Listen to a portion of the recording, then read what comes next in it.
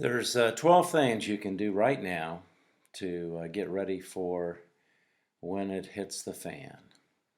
In an article from the health ranger, Mike Adams, he lists 12 things that can prepare you for the inevitable when things go south.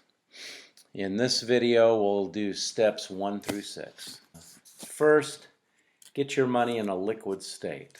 You must have cash on hand. You must have things to barter with, like ammunition, food,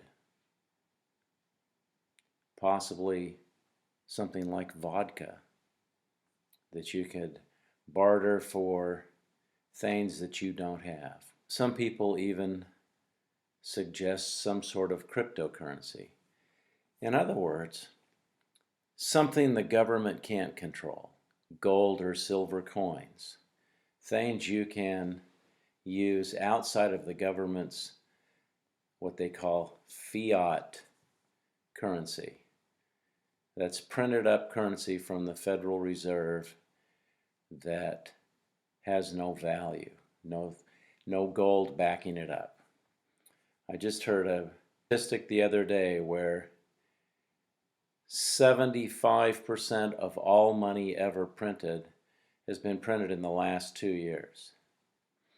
And that the devaluation of the dollar is worth only 2 or 3% of what it was 100 years ago.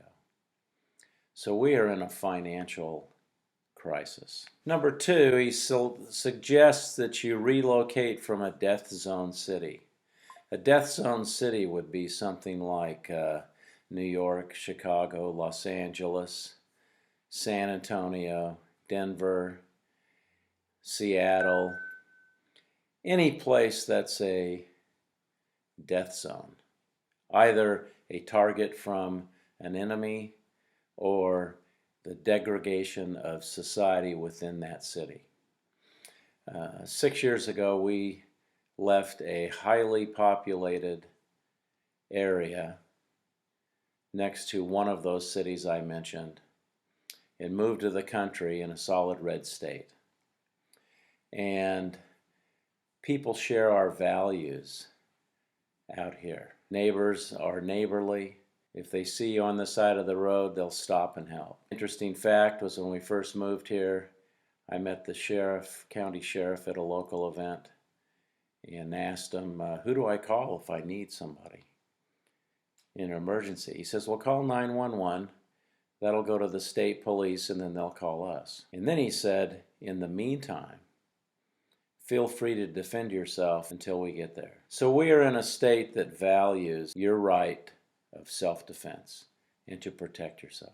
Next, the health ranger suggests that you keep your passport up to date. Some of you might have relatives out of the country, maybe in Canada, in Mexico, South America, Europe. If you need to flee and go to where family is located out of the country, you need to be prepared. It takes several weeks for your passport to be processed if you don't have one. So keep your passport up to date if you have relatives out of the country in case you need to go there. Next, learn the proficiency in securing message technology.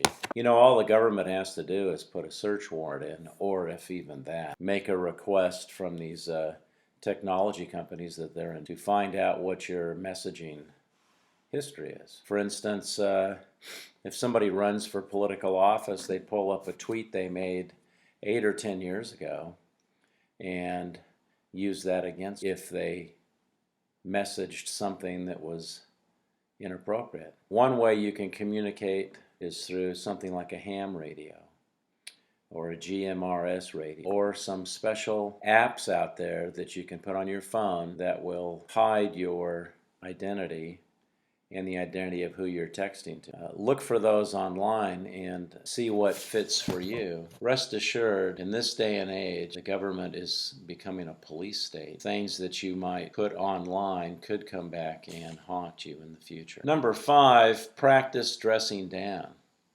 What this means is you want to be what's called a gray man. Look up gray man online and find out exactly what they're talking about.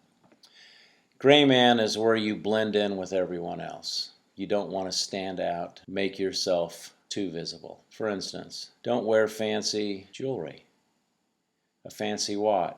Back in the highly dense populated area we came from, there was an exclusive area of this city that we had once lived in a few miles away, up in the foothills, and there was a family that owned several tire shops 30-40 miles away. The son who was running the tire shops drove a Mercedes, had a Rolex watch. They changed tires for somebody, and those folks followed them home and ransacked their house. A fight ensued, and they killed the young man who was running the tire shops for the parents. Because he had a fancy car, because he wore a Rolex watch. Flaunting wealth will probably lead to some trouble. So you want to blend in with everyone else. Normal clothes, normal vehicle, nothing fancy. I mean, after all, a car is to get you from point A to point B. It doesn't have to be fancy, and it helps protect yourself from the undesirables. And number 6 in this first video, part A, store and learn to grow food. I believe that the last, shall we say, episode created by the government with the virus was a dry run on what might happen in the future. You've got to be prepared with number 1, water. Number 2, food. Number 3, shelter. And the best way to do that is start storing food now. Learn how to grow food. So what this means is that you would need to set some money aside to stock up. Every time you go to the store, spend a few more dollars, stock up on food you might need. If you can grow your own food, then stock up a lot on canned meats, and then grow vegetables, potatoes, tomatoes, cucumbers, peppers, anything that you like to supplement your storage of canned meats. And of course, you'll want to learn how to cook more efficiently, learn how to manage money more efficiently, so you'll be able to do this. I mean, with inflation, the latest figures I heard just last week was that the average family is spending $10,000 more per year than they were just 2 or 3 years ago due to inflation. The government doesn't give you accurate figures. Look at some of your own spending and you'll see how bad inflation really is. It's nowhere close to what the federal government statistics show. It's much worse. If you look in the description below, I've put a link to personal finance series that I made videos on if you are in a state now where you can't afford to prep. Just remember, it's not that you can't afford to prep. You cannot afford not to prep. Thanks for watching. We'll catch you on the next one.